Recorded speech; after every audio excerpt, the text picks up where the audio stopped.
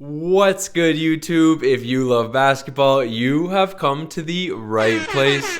My name is Wiseman, and in today's video, we are going to be predicting and breaking down the two Eastern Conference series in round two. We're going to start with the Milwaukee Bucks versus the Brooklyn Nets, and then we're going to talk about the Philadelphia 76ers and the Atlanta Hawks.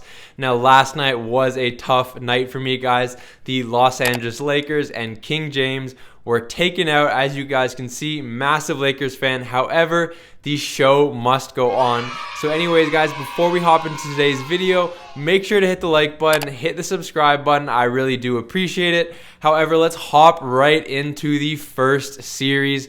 Now, the Nets and the Bucks. This one is going to be showtime, I'm telling you.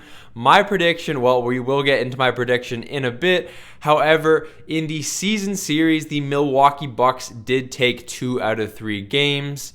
Now, Giannis is actually averaging near 40 points in those 3 games. He's averaging, I think, 39.7 points, 10.7 rebounds, and 5 assists. So if that boy keeps this up, boy, oh boy, are we in for a treat. Now, the underlining story that I want to talk about, guys, is got to be the big three versus pretty much another big three, right? So you got the Brooklyn Nets. We all know James, Kyrie, and we got Durant. All right, that is a massive three-headed snake. However, Milwaukee has their own three-headed snake. All right, guys, they got Giannis, Middleton, and the big pickup in Holiday, who is averaging 17 points per game. Now, it's going to be interesting because we know that the Nets have a better big three. However, Giannis, Middleton, and Holiday are no joke. Giannis can go for 40 or 50 any night, and the Bucks actually have a better supporting cast. So that's something that's definitely, going to be interesting. The Nets, usually the big three, are going to combine for 80 to 90 points. However, the Bucks players just have a deeper roster, so we shall see how that goes. Now, the biggest story from this series that I want to talk about is Giannis Antetokounmpo and his ascendance. All right, guys, we know in the past few years he's been stopped by King James in his first year when the Bucks were really good, and then he's just been getting stopped by the Raptors, and he really hasn't lived up to his playoff potential. Now, we know that he does lack a jump shot. However, in the 3 games that they played against Brooklyn, his jumper was looking smooth, and boy oh boy, if Giannis can hit that jumper and the Bucks can take down the loaded Nets, boy oh boy, Giannis goes from a top 5 player to possibly the best player in the league and the new face of the league. So I am so excited. Anyways, guys, my prediction for this series is actually, drum roll please, it's going to be the Bucks in 7 games. All right, what I think is going to happen, obviously we know the Nets have a ton of offensive power. However, they do not have many games together, and their defense really lacks. All right, guys, now the only way the Milwaukee Bucks win in 7 is if Giannis averages at least like 35, 10, and 6. All right, he needs to be the number 1 player in this series. He's got to be better than KD. He's got to be better than Harden, and you better believe Holiday has to be a big number 2, and the ball has to be rolling. All right, guys, no one can guard Giannis on the Nets, so we shall see. But anyways, guys, I've got the Nets and 7. This one is going to be absolutely incredible.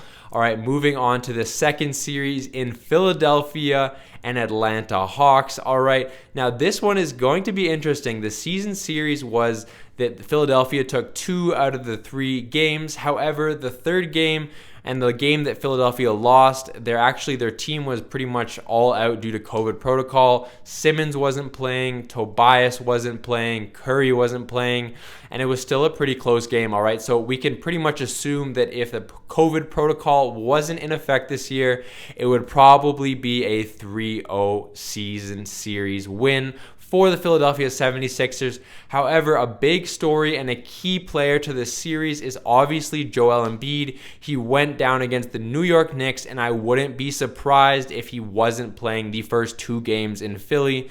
Now, if Atlanta can take 1 game and get home court advantage, I could see this one going 6, even maybe 7 games. However, if Joel Embiid comes back, we know he has been averaging amazing numbers. He is a top 3 MVP candidate, so we shall see. But anyways, guys, the massive story that I want to talk about is Trae Young versus Ben Simmons. All right, this is going to be a point guard matchup. Now, I know Ben Simmons, Trae Young, very different types of styles in terms of point guards. One guy is barely 6 feet tall, and the other is 6 feet 10 inches.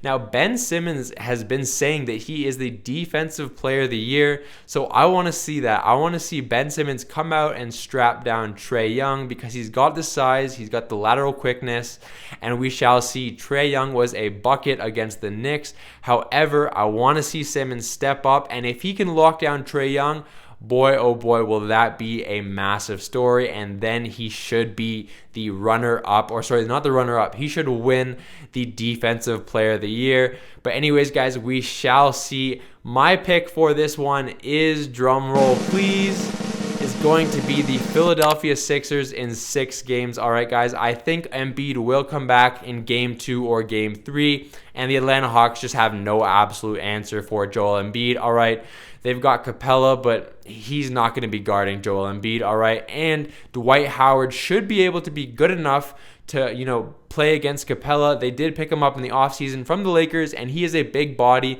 They can run that in the pick and roll, and he should be good against protecting the lobs against Capella. We know Trae Young loves the pick and roll, but also, like I said, guys, Simmons is a massive key here. We know he's not going to be scoring a lot, but his defense could shut down Trae Young, and the Atlanta Hawks are not going to beat the Philadelphia 76ers if Trae Young doesn't go off. So I've got the Philadelphia Sixers in 6 games, bearing Joel Embiid is healthy. But that's going to be such a good one, guys. We know they're going to be back and forth. It's going to be a chippy series, and it's going to be rocking in both stadiums. So I'm looking forward to that. But anyways, guys, I hope you did enjoy this video. If you haven't yet, make sure to hit that like button. Support me. I am down in the dumps right now because my Los Angeles Lakers squad did take the L. However, we got a ton of good teams coming up. But anyways, guys, in a couple of days on Sunday, I think I'm going to be dropping the Western Conference round 2 predictions. So be sure to get ready for that video. Turn your notifications on if you haven't yet for my channel. I really do appreciate it, guys. I hope you did enjoy this video.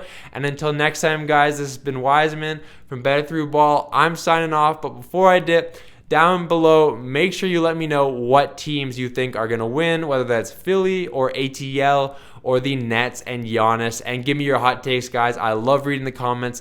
Anyways, guys, I'm signing off. Peace.